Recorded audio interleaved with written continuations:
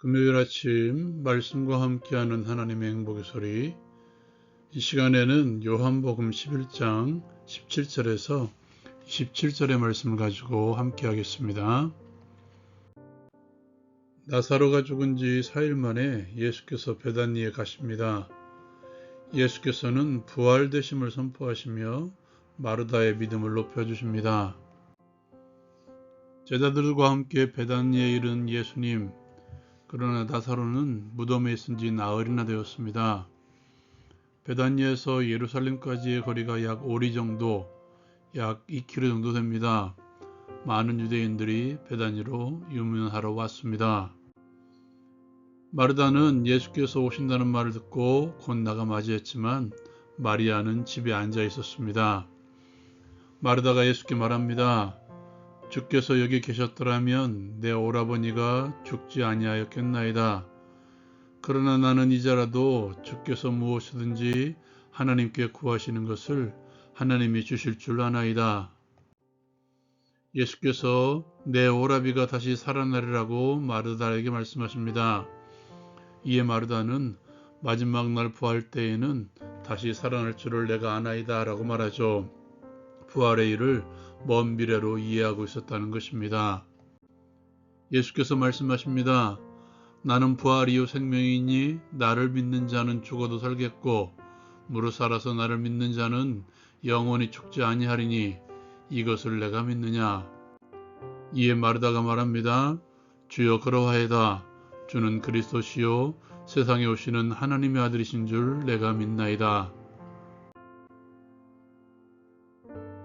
적용을 위해 함께 나누기를 바랍니다. 예수님은 부활이요 생명이 되십니다. 에고의 의미 예수님의 자기선언은 5번째죠. 나는 부활이요 생명이다. 어쩌면 이것이 나사로가 죽은 지 4일 만에 베다니로 오신 목적이 아닐까 생각됩니다. 유대인들에게는 죽은 자의 영혼이 3일 동안만 머문다는 관념이 있었죠. 그렇다면 예수께서는 일부러 4일째 되는 날에 베다니에 이른 것이죠. 완전히 소생 가능성이 사라진 그날에 오신 것입니다. 기생충이라는 영화에서 자신의 아들이 인생 계획을 말할 때 송강호라는 배우가 말합니다. 너는 다 계획이 있구나. 어제도 말씀드렸죠. 하나님께서는 당신의 영광의 시간표대로 모든 상황을 주관하여 가십니다. 그것이 나흘이라는 시간이 우리에게 주는 의미이죠. 특별히 우리의 소생 가능성이 없는 그때 자신의 부활되심, 생명되심이 선포된다는 사실입니다. 나사로가 완전히 죽은 그 자리에서 예수님께서는 생명과 부활을 선언하신 것이죠. 전혀 일어날 수 없는 그 상황에서 다시 생명을 시작하고 계십니다.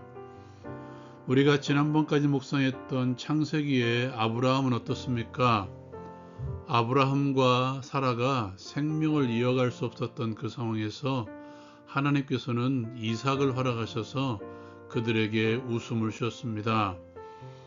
약할 때 강함 되시는 주님을 외쳤던 바울 사도의 의도를 기억하십시오.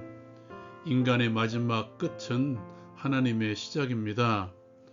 우리가 끝이라고 선언하고 하나님께 나아갈 때 하나님께서는 그 자리에서 다시 부활의 생명을 시작하십니다. 우리에게 풍성한 생명의 은혜를 불어넣으십니다.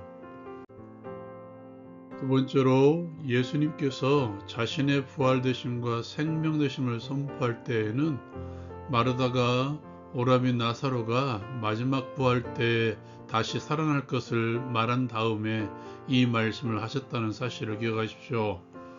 마르다는 부활에 대해서 먼 미래에 일어나는 사건이라고 알고 있었죠.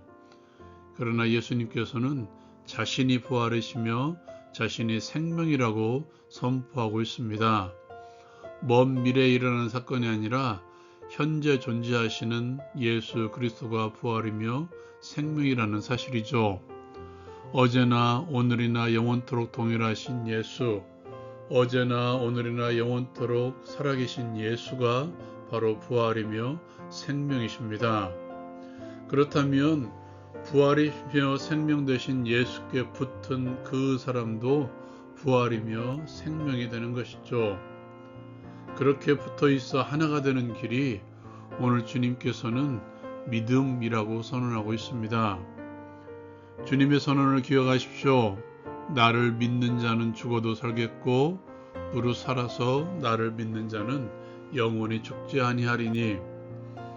믿음으로 예수와 하나가 되는 순간, 믿음으로 예수께 나아가 예수께 붙은 그 순간 그에게 영생이 주어지며 영생이 주어짐으로 그는 살아있는 것이 되고 맙는 것입니다. 또한 영원하신 하나님의 아들 예수를 살아서 믿는 자들에게는 죽음이 어찌하지 못하는 영생의 삶을 살아갈 수 있게 되는 것이죠. 단 한순간 죽음이라는 관문을 경험할 것입니다. 그러나 그것은 아마도 찰나의 시간, 우리가 느끼지 못하는 찰나의 시간일 것입니다. 믿는 자들에게는 아무것도 아니라는 것이죠. 우리가 믿음으로 우리 주님과 하나가 되는 순간 우리는 영생, 부활의 생명, 풍성한 부활의 생명을 누리며 살아가는 것이죠. 요한복음의 믿음의 범위를 기억하십시오. 그 믿음의 범위는 우리의 삶 전체입니다. 예수를 우리의 구원자로 영접하며 예수의 음성을 듣고 예수를 알아가며 종국에는 예수를 따라가는 양의 인생, 그것이 요한복음이 말하고 있는 믿음이죠. 그것이 부활이요 생명이신 예수와 함께하는 길입니다. 그렇게 부활의 기쁨을 누리십시오. 부활의 생명, 풍성한 부활의 삶을 누리며 사십시오. 부활이요 생명이신 예수와 하나가 되어 나가는 교제 가운데 그런 부활의 생명이 우리에게 주어질 것입니다. 오늘 마르다를 보십시오. 마지막 날에 일어날 부활에 대한 믿음을 주님과의 대화, 교제를 통해서 우리 주 예수 그리스도를 그리스도 하나님의 아들 되심의 믿음의 자리까지 마르다는 서게 됩니다. 주님과의 대화를 통해서 그는 부활이요 생명 되신 예수를 믿음으로 고백한 것이죠. 부활의 생명을 풍성하게 누림이란 결국 주님과의 대화를 통해서 이루어지는 것을 우리에게 보여주고 있죠. 그러므로 끊임없이 주님과 교제하십시오. 끊임없이 주님과 교제함으로 주의 음성을 듣고 주를 알아가며 주를 따라가십시오. 깊이 있게 주를 알아가며 깊이 있게 주를 따라가십시오. 그럴수록 주 안에 있는 생명의 풍성함이 우리의 것이 될 수 있을 것입니다. 적용을 위한 기도의 시간. 나의 끝이 주님의 시작임을 알게 하옵소서. 주님 앞에 나아가 나의 끝을 선포하고 주께서 다시 살게 하시는 역사를 경험하게 하옵소서. 부활이요 생명 되신 예수 그리스도와 믿음으로 교제함으로 풍성한 생명의 은혜를 누리게 하옵소서. 예수님의 이름으로 기도합니다. 아멘. 기억하십시오.